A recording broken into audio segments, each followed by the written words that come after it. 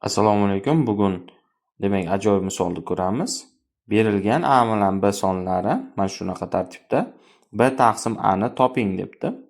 Demak biz B ga har bir hadiga 1 ni qo'shib 1 ni ayirib yuborsak, qani boshladik. B teng bo'ladi. Xo'p, 308 taqsim 1 plus 1. Keyingi hadi bu 307 taqsim 2 plus 1 va hokazo shuni qo'shib oxiridagi hadimiz 1 taqsim 308 plus 1 va shundan 308 ni ayirib tashlaymiz. Chunki 308 ta hadi bor. 308 ta hadidan 308 ni ayiramiz.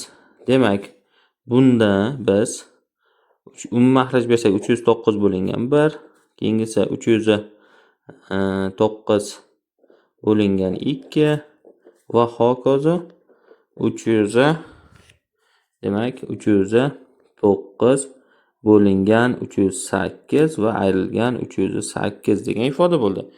Shu yerdan biz nima qila olamiz?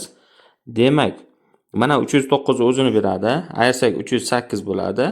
Endi 1 qoladi-yu. 1 ni 309 bo'lingan 309 deb yozib olsak bo'ladi. Demak, 309 bo'lingan 309.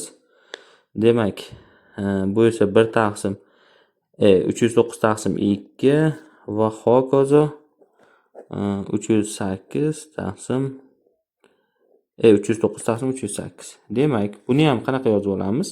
Bundan 309 ni chiqarib yuborsak, bu 1 taqsim 2 plus 1 taqsim 3, 1 taqsim 4 va hokazo 1 taqsim 309.